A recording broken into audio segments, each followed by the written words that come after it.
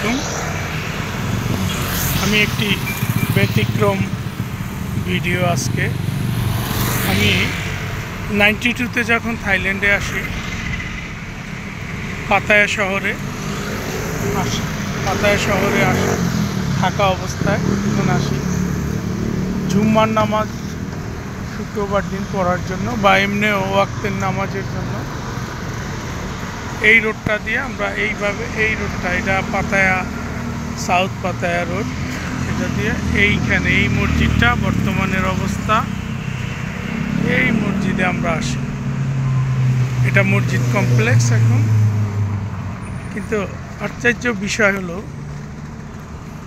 আমি যখন সেই 92-তে এই মসজিদে নামাজ পড়ি, তখন এখানে ছোট্ট একটি কাঠের মসজিদ, উপরে ইয়ে দেওয়া, নর্মাল টাইলস ফালানো, তারপরে লাল কার্পেট, আর সাইডে এই মিনারটা ছিল, এটা ভেঙে ফেলা মিনারটারে এখন এখানে একটা কফি শপ বানানো হয়েছে। কারণ কি এই মসজিদের পুরো কমপ্লেক্সটা it's a very expensive area, পাতায়ার হার্ট অফ দ্য সিটি, অনেক দামি জায়গা, কিন্তু এই বাড়ির মালিকরা এরা এইগুলো দান করছে, এদের অনেক সম্পত্তি আছে, তারপরে এই মূল্যবান সম্পত্তিটা মসজিদে দান করে দিয়েছে মসজিদের জন্য। এখন এটা একটা মসজিদ কমপ্লেক্স বা আপনার মাদ্রাসা, বিশাল এরিয়া নিয়ে। আমরা বাঙালিরা আগে এখানে কোরবানি দিতাম, সবাই ঈদের নামাজ আনন্দ। এই যে কফি শপ, এই একটা মিনার, পুরনো মিনার, এগুলার এখন কফি শপে রূপান্তরিত করা হয়েছে। আর এটা মসজিদের পুরাটা যতটা দেখাচ্ছি, এটা নামাজের স্থান, এখানে মহিলাদের জন্য ব্যবস্থা, মহিলাদের। আর এই সাইডে এগুলো হলো এদের বাড়িঘর, এই যারা দান করছে তাদের বাড়ি, তাদের থাকার স্থান। আবার তারা কেউ বড় বড় রেস্টুরেন্ট করেছে হালাল ফুডের, এবং খুবই অত্যাধুনিক। আর এই রেস্টুরেন্টের দেখুন আপনি, আঙ্গুরের চাষ, এটা আঙ্গুর, কত আঙ্গুর হয়ে আছে গাছে, ছোট ছোট যে আঙ্গুরগুলা, এই যে দেখুন, এই যে আঙ্গুর। তবে শ্রদ্ধার সাথে আমি প্রচুর আঙ্গুর গাছে। আর পিছনে যে আপনি ফুল গাছটি দেখতে পাচ্ছেন, এগুলো কবরস্থান, এটা উজুখানা, এটা মসজিদের উজুখানা। আর এটা হলো এইখানে হলো খাবার দাবার, মসজিদের যত আমাদের দেশে মিলাদ যেরম পড়ে, এখানে মিলাদ তো হয় না, খাবারের ঘর এটা। আর রোজার সময় ইফতারি করে শত শত মানুষ এখানে। আর এইগুলো হলো তাদের নিজস্ব ব্যক্তিগত বসত বাড়ি। আর এক একটা ফ্যামিলিগতভাবে যেইভাবে হয় না, ভাগ করে, এই ভাইয়ের এই জমিটা, এই ভাইয়ের এই বাড়ি, তো তারা আবার রেস্টুরেন্ট, কফি শপ তাদের মতো করে সুন্দর করে সাজিয়ে নিয়েছেন। কিন্তু আমি খুব শ্রদ্ধার সাথে স্মরণ করি মরহুম হাজি মুসা, উনি আজকে আমাদের মাঝে নেই। এখানে রান্না হয় এই হাজি মুসা। ওয়ালাইকুম আসসালাম, সোবাইডিনা খাপ আমি।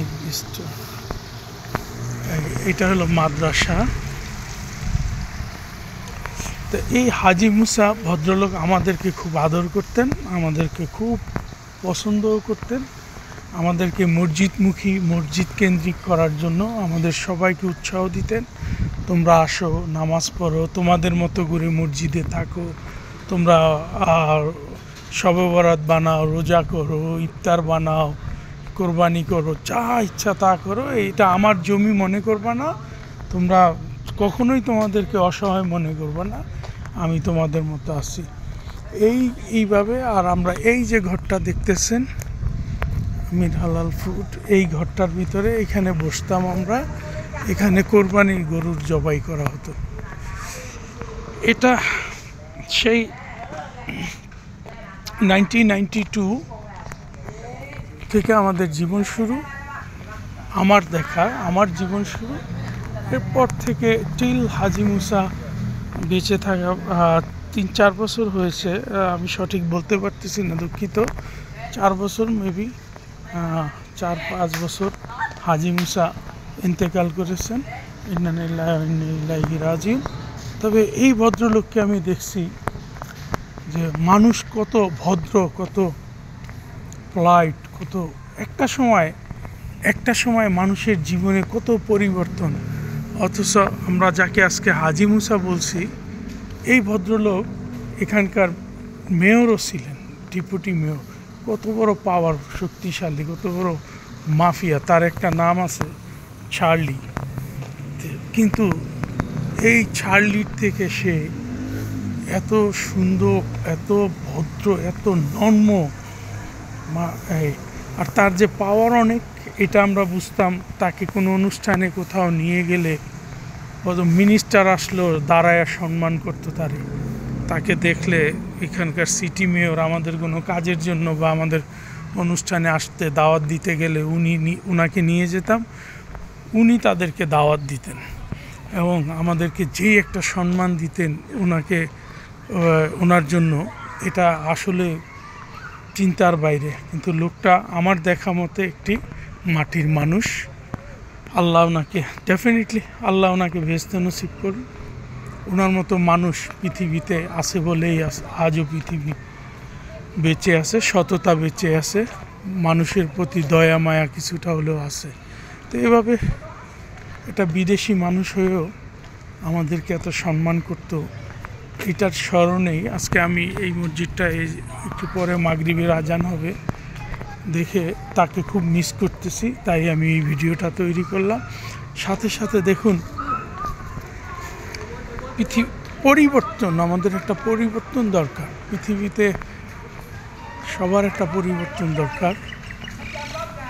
ব্যক্তিগত সমস্যা, ব্যক্তিগত জীবনের উন্নতি, আয় সবারই থাকতে পারে, কিন্তু পরিবর্তনটা আনা উচিত। ভদ্রতার পরিবর্তন মানসিকতা হারানোর পরিবর্তন না, মন মানসিকতা গ্রো করার পরিবর্তন। কিন্তু আমরা যখন পাতায়াতে, তখন খুব একটা বাঙালি ছিল না।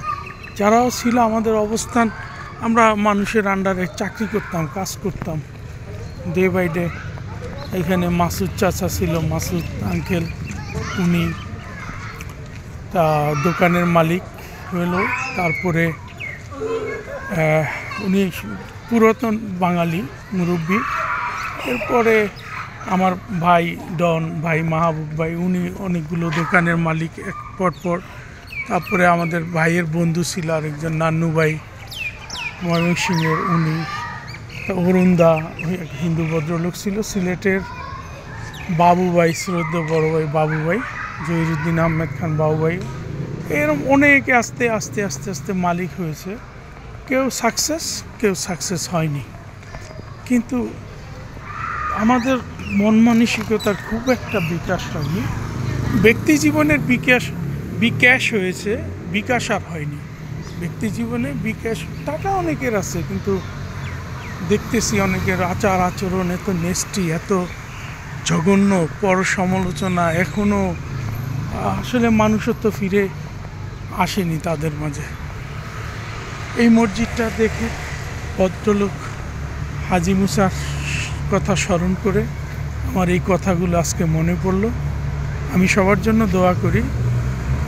আর এই কখনো কেউ পাতায়াতে আসলে এই মসজিদে নামাজ পড়বেন, এবং আমি বলতে পারি গ্যারান্টি সহকারে, এই মসজিদে যে নামাজ পড়লে, দোয়া করলে দোয়া কবুল হয় এই মসজিদে। কারণ এই মসজিদে শত শত দেশি, বিভিন্ন পৃথিবীর সব দেশের মানুষ নামাজ পড়ে এই মসজিদে।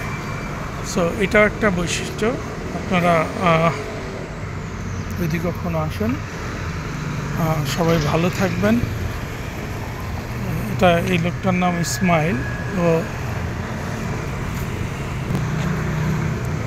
আসসালামু আলাইকুম ইসমাইল ভাই সবাই দেখাম দোয়া করি সবাই ভালো থাকবেন, দোয়া করি দেশের মানুষও যেন ভালো থাকে, যে যেখানে আছে। আজকে অনেকেই এই মসজিদের সাথে রিলেটেড বাঙালি অনেকেই দুনিয়াতে বেঁচে নেই, অনেক ভাই ব্রাদার মারাও গেছেন, বিশেষ করে বাবু ভাইয়ের কথা খুব মনে পড়ে। আবার অনেক ভাই অন্য দেশে চলে গেছে বিভিন্ন জায়গায়। সো এটাই ছিল আজকে আমার। সবাই সবার জন্য দোয়া করি, হিংসা ত্যাগ করি, অহংকার ভুলে যাই, মানুষকে ছোট করে না দেখি, প্লিজ মন মানসিকতার পরিবর্তন করি। আর নাহলে মৃত্যু তো সবার হবে, কিন্তু কার কোথায় কখন কি মৃত্যু হয় আল্লাহ ভালো জানেন। প্রস্তুত হয়ে যান। আল্লাহ হাফেজ, ভালো থাকবেন।